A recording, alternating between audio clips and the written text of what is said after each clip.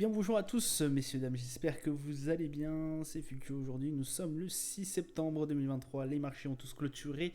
Nous avons un CAC 40 qui a fini en belle baisse à moins 0,84%, on est en dessous de la barre des 7200, on est à 7194 points quand même. Sixième séance d'affilée consécutive de baisse, donc ça fait mal, ça fait mal, ça fait mal. L'Eurostock qui perd moins 1,07, on est à 449 points. Le DAX moins 0,19, 15 741. Le FTSE moins 0,16, on est à 7426. Le Dow Jones qui perd moins 0,57%, on est à 34 443. Le Nasdaq moins 1,06, 13 872. Le Nikkei 225 qui est le seul indice à avoir clôturé dans le vert ce matin, plus 0,62%, 33 241. On a un pétrole Brent qui a bien rejoint la barre des 90 $ et même au-dessus, 90 $ 66, plus 0,68%. Le 11 d'or qui s'effondre, enfin qui se contracte plutôt, moins 0,50%, on est à 1916 $. Le 11 d'or, euro USD 1,073 plus 0,002. Le Bitcoin 25 706 $. Le Bitcoin. Au palmarès du SRD, on a Abivax qui fait un plus 7,22, Nanobiotics qui fait un plus 4,55, Rexel plus 3,40. Interparfum pardon, dans le négatif moins 9,38, Adosia moins 9,96 et on a Rally qui fait un moins 16,77. Du coup, que s'est-il passé aujourd'hui? Bon, forcément le CAC 40 6ème baisse d'affilée en dessous des 7200. On est très très fragilisé déjà d'une part par la montée du pétrole, ça je vous avais dit qu'effectivement avec les dernières nouvelles qu'on a eues de l'OPEP et surtout de l'Arabie Saoudite, d'encore taper dans le stock du pétrole. Ils vont retirer 1 million de barils sur 3 mois, je crois de tête, oui c'est ça. 1 million de barils sur 3 mois de pétrole mis en circulation, donc ça fait forcément une augmentation du pétrole assez forte. Comme je vous ai dit, ça m'étonnerait absolument pas que le pétrole, le Brent remonte à 95 $. Voilà, avec des reculs comme ça, voilà, ils sont en train de se goinfrer un peu. Donc déjà de une part, après on a eu aussi l'indicateur au niveau des US qui a été alors dans l'ensemble assez bon. Il faut toujours patienter un peu au niveau des marchés. C'est effectivement ça l'a bien pris pendant un moment, après c'est reparti en nette baisse. Mais voilà, on reste quand même très dépendant de ce que va dire forcément Jérôme Powell, des indicateurs. Donc vraiment le PMI, je crois que c'est le PMI qui est sorti de tête. On reste vraiment très prudent sur chaque annonce. Et vraiment il fallait attendre 16 heures effectivement pour commencer peut-être à envisager soit une grosse baisse. Voilà, moi j'ai attendu 16 heures un peu pour commencer à prendre position. Au niveau du calendrier d'annonce économique, du coup, on a eu en premier temps le PIB au niveau australien, donc qui a été meilleur que ce qu'on attendait le consensus. Il n'y a pas eu une baisse comme il était prévu, mais une stagnation du PIB, enfin plutôt une augmentation sur trimestrielle par rapport à ce qui était attendu. Donc voilà, quand même, il fallait le souligner. Et au niveau du... Pardon, c'était pas le PMI, c'était l'ISM. Au niveau des US, à 16h, du coup, c'est l'ISM qui est sorti. Et qui est sorti plus fort que ce qu'on attendait sur le niveau du consensus. Donc écoutez, ça reste quand même assez positif. Et comme je vous ai dit à chaque fois, good news is bad news. Surtout dans un cercle inflationniste, on reste quand même sous la coupe de Jérôme Powell, sous la coupe en fait de est-ce qu'il va prochainement augmenter les taux. Et dans ce cas-là, il va s'appuyer sur les indicateurs, sur la solidité des indicateurs pour continuer à hausser le ton et du coup continuer à hausser les taux directeurs et d'ainsi ça va faire assez mal sur les marchés. Et on sait aussi que le Nasdaq, le Dow Jones, surtout le Nasdaq qui recule de 1% et quelques, est très dépendant à ce genre de nouvelles. Donc écoutez, alors je suis désolé s'il y a un peu de bruit entre parenthèses parce que je suis en train de ventiler, il fait une chaleur incroyable.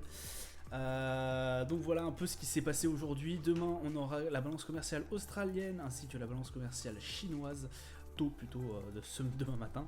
On aura aussi l'IV PMI au niveau du Canada à 16h et ce sera tout en tout cas pour les annonces de demain. Alors Alors, de ce fait, au niveau des marchés, on a un CAC 40 qui a clôturé à 7196 exactement. 41 au niveau du RSI, on est bien faible, ça repart fort au niveau des baisses. Je vous avais dit hier que c'était la 5ème séance d'affilée, et bah là on a une 6ème. J'aurais espéré un peu plus de solidité au niveau des 7200, après avoir si on l'a vraiment breaké cette mini résistance, j'ai envie de vous dire, on a un petit support effectivement à ce niveau là. Sinon notre gros support et notre cartouche finale, j'ai envie de vous dire, est à 7100. Donc attention, on est reparti un peu sur de la range. Je pense pas qu'on ait assez de choses pour aller chercher en dessous des 7100 pardon. J'espère un petit rebond à ce niveau là. Mais en tout cas pour l'instant on oscille entre le haut et le bas, entre les 7004 et les 7100. Le DAX qui lui aussi recule, lui en revanche, lui il a un support à 15600 exactement, une résistance aux alentours des 16000. Donc là pareil, alors là on est moins fort, on est sur une quatrième séance baissière. Ça reste là techniquement assez baissier, j'ai envie de vous dire. Attention par la suite encore, un RSI à 44.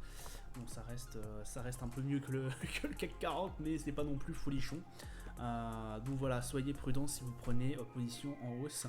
Pour l'instant, ça reste quand même pas mal baissier et à mon avis, ça peut toucher les 15 600 pour aller remonter par la suite au niveau des 16 000. De la range quoi. Le Brent, lui, qui reste bien haussier, on est à 90 $. Je pense qu'on n'aura pas un objectif déconnant si on va chercher la hausse aux alentours des 95. C'est largement atteignable pour le Brent, surtout avec la puissance haussière qu'il a. Voilà, hein, depuis les plus bas, depuis le 27 juin, on était aux alentours des 72 $ le baril. En très peu de temps, voilà, le Brent a pris une hausse assez considérable. On le remarque encore au RSI, il est à 72, donc bien en zone de surachat. Donc voilà, pardon si j'ai tapé sur le micro. Soyez prudents pour ceux qui parient à la baisse, ceux qui travaillent à la baisse plutôt. Mais effectivement, oui, un prix à 95 $ le baril. Je pense que c'est largement atteignable. Après pour nous consommateurs, on va commencer à faire un peu la grimace. Surtout que je ne sais pas si vous êtes au courant, mais pour Bruno, le ministre de l'économie française, Bruno Le Maire, c'est impossible qu'il y ait de ristourne pour l'instant au niveau du pétrole. Donc, ça va encore coûter assez cher d'avoir une voiture qui marche à l'essence. Le 11 d'or, écoutez, 1916 $ 36. Là, je vous avais dit effectivement que je restais toujours baissier. Et la preuve en est, pour moi, je reste toujours baissier. Voilà, techniquement, pour moi, ça reste effectivement de la baisse. Il y en a certains qui étaient prêts à parier sur de la hausse. Tant qu'il n'y a pas une hausse qui arrive aux alentours des 1980, voire 1968, 70, je resterai techniquement baissier et je pense qu'effectivement là on va aller chercher le niveau des 1900. Alors je pense, hein, je le dis toujours avec une grande prudence. On a un RSI à 44, donc quand même un MACD qui a tenté un changement de tendance, mais on voit que c'est pas encore très au point. Et je pense qu'on va effectivement aller chercher les 1900 et aller gratter bien plus profond que les 1900 même. Donc voilà un peu pour le 11 d'or. Le S&P, lui qui fait aussi une journée baissière, 4464 exactement. On est redescendu des 4500, un RSI qui reste meilleur que ses partenaires européens. On est à 49 au niveau du RSI. On est proche de la moyenne. Écoutez, pour l'instant, le problème des indices américains, c'est qu'ils ne vont pas du tout forcément dans le même sens que les Européens. Que vous dire sur le S&P, pour l'instant moi j'y toucherai pas forcément. Je sais pas où tendanciellement on pourrait aller. Effectivement il est possible qu'on aille rechercher encore les 4360. Ça serait pas déconnant, après à voir par la suite quoi, mais typiquement effectivement les 4360 serait effectivement notre seul support, sachant que j'avais placé comme vous avez pu le voir, je l'ai effacé, mais un petit support, un mini support aux alentours des 4400, des 4400 pardon. Je pense pas qu'il fasse effet énorme, mais vraiment on va rentrer encore dans une range entre les 4360 et les 4500. Le Nasdaq qui lui repère un peu, alors lui il avait bien monté quand même mine de rien depuis ces pubs là, depuis fin août pardon. On est à 15 360 pardon, 363 exactement. On a un support quand même qui est aux alentours des 4200, on a un ATH aux alentours des 15 900 et quelques, on n'est pas très loin non plus. C'est possible qu'on ait réintégré cette range, alors je pense.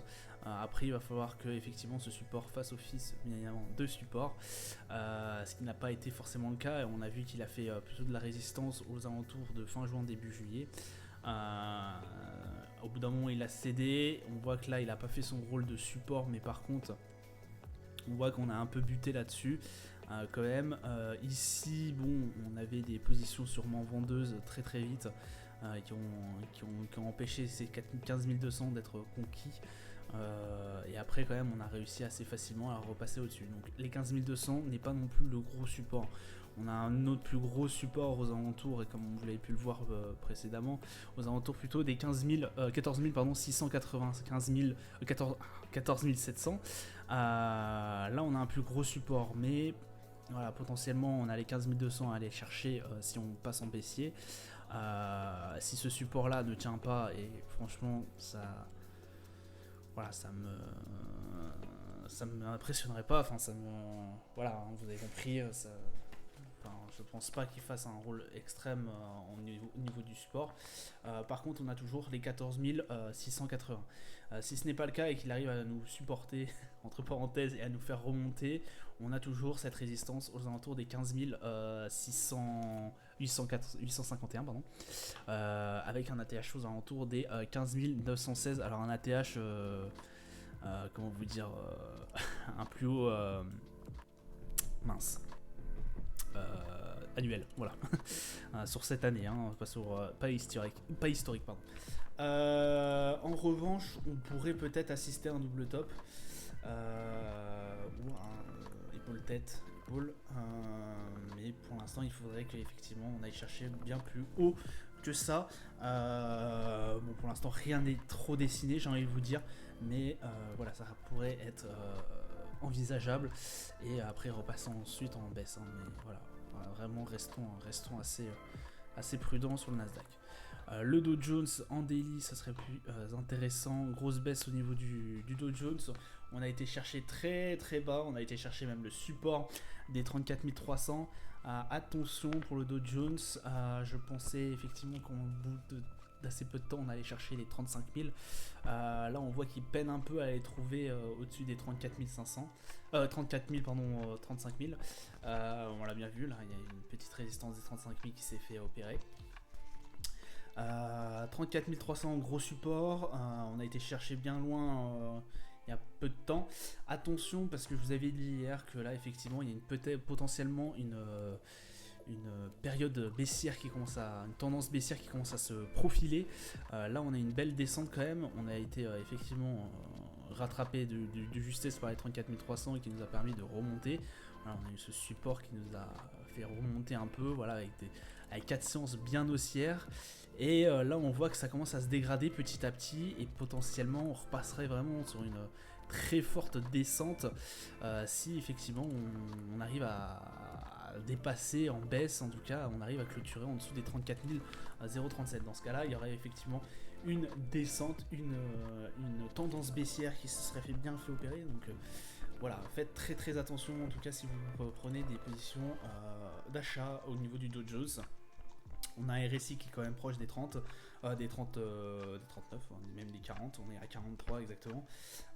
Soyez assez vigilants. Voilà, pour baissier, faites attention aussi, ce support des 34 300 bien évidemment. Voilà, ça sera tout pour moi pour aujourd'hui. Je vous souhaite une excellente journée, une bonne soirée. Je vous dis à plus tard. Ciao ciao.